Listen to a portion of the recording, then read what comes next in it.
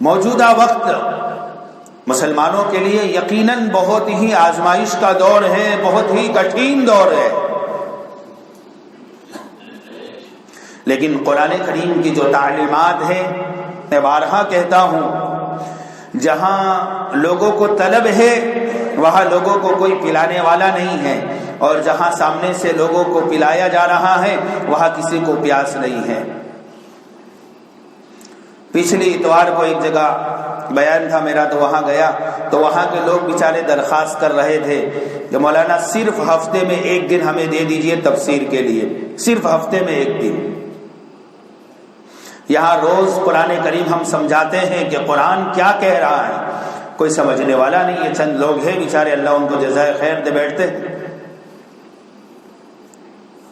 تو قرآن کہہ رہا ہے ان مع العسر یسرا، یقیناً تنگیوں مصیبتوں کے بعد آسانیاں ہیں۔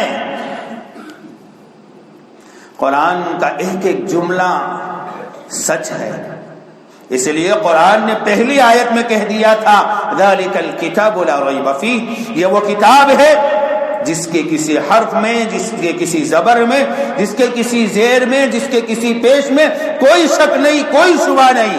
تعارف ہی اس انداز سے کرایا تھا۔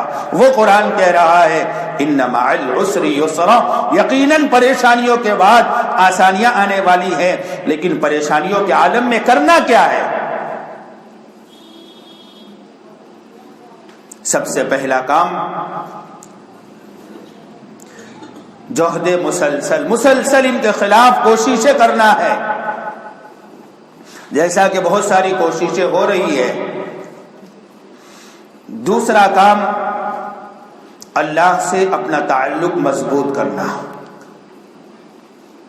اور تیسرا کام سنتوں کا اہتمام۔ بے شمار واقعات ہیں، صحابہ سے صرف ایک مسواک کی سنت چھٹی ہوئی تھی، میدان فتح نہیں ہو رہا تھا، صحابہ نے غور کیا کہ ہاں مسواک چھٹا ہوا ایک سنت ہے جس کو ہم ادنا سنت سمجھتے ہیں، کوئی اہتمام نہیں، اس لیے کہ آج کل تو برش کا زمانہ ہے، کولگیٹ کا زمانہ ہے۔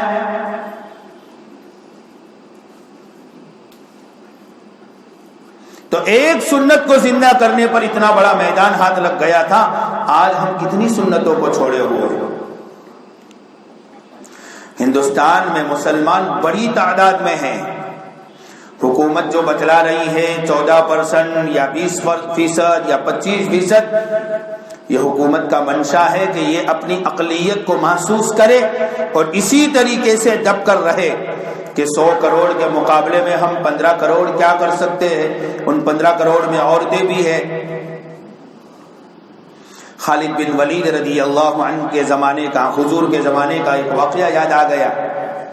ایک جنگ ہونے والی تھی، صحابہ کرام کے جنگی معرکے، ایک کتاب ہے اتنی موٹی جس میں حضرات صحابہ کرام کے جنگوں کے واقعات لکھے ہیں۔ تو بڑا لشکر آنے والا تھا،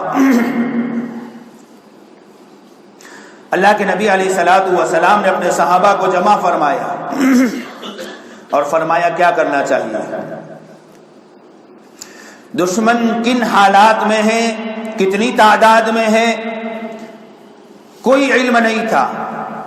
صحابہ نے رائے دی کہ پہلے تو دشمنوں کی حالات کا موازنہ کرنا چاہیے، ان کے حالات کی خبر لینی چاہیے، اس کے بعد پھر ان کے دفاع کا طریقہ سوچنا چاہیے۔ تو کہا ٹھیک ہے، حضور نے یہ رائے منظور کی، فیصلہ ہو گیا۔ خالد بن ولید رضی اللہ عنہ، جن کو سیف اللہ کا لقب ملا ہے، کہا خالد تیار ہو؟ کہا، وہ ہر وقت میدان میں جانے کے لیے حاضر رہتے تھے۔ کہا کتنے لوگ ساتھ میں لے جاؤ گے؟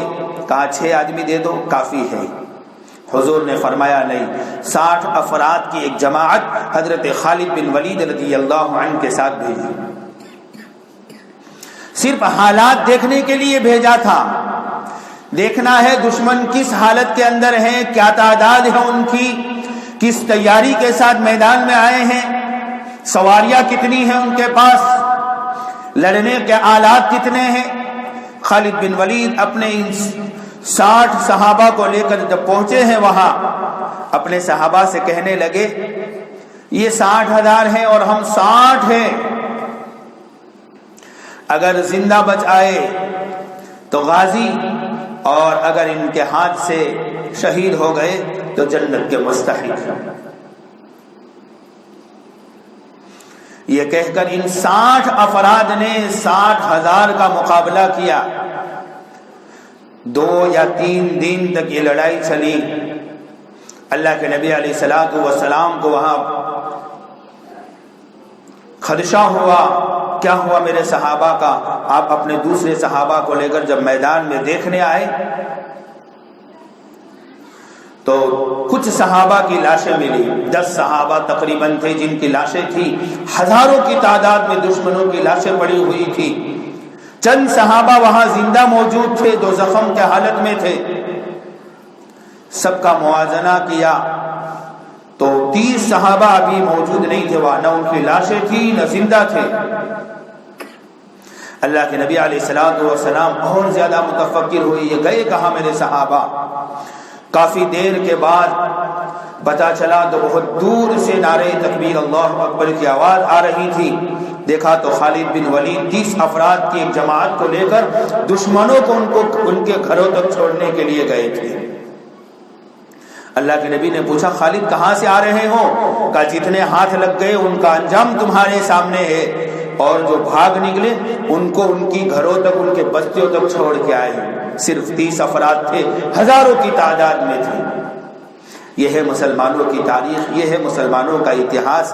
آج ہمارا معاملہ یہ ہے کہ ایسا کچھ مسئلہ ہوتا ہے، میرے استاد ترمذی کے درس میں کہا کرتے تھے کہ پلنگ کے نیچے چھپ کر پھر کہیں گے نعرہ تکبیر اللہ اکبر۔ ارے شہادت مسلمانوں کی سب سے بڑی کامیابی ہے۔ صحابہ کرام کے واقعات پڑھو، غزوہ مؤتہ کے اندر صحابہ کرام کی گردنوں پر تلواریں پڑ رہی ہیں اور صحابہ کہہ رہے فزت ورب الکعبہ، رب کعبہ کی قسم میں کامیاب ہو گیا۔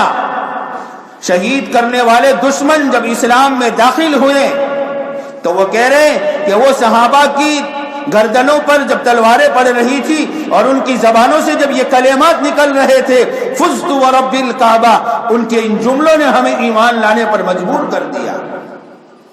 ہمیں سمجھ میں نہیں آ رہا تھا کہ یہ کون سی کامیابی کے بارے میں قسمیں کھا کر کہہ رہے ہیں۔ باپ مر رہا ہے، اولاد یتیم ہو رہی ہے، شوہر مر رہا ہے، بیوی بیوہ ہو رہی ہے، گھر اجڑ رہے ہیں، دکانیں ویران ہو رہی ہے، کھیتیاں ویران ہو رہی ہے، اور یہاں یہ قسم کھا رہے ہیں دنیا سے جاتے ہوئے فزت ورب الکعبہ۔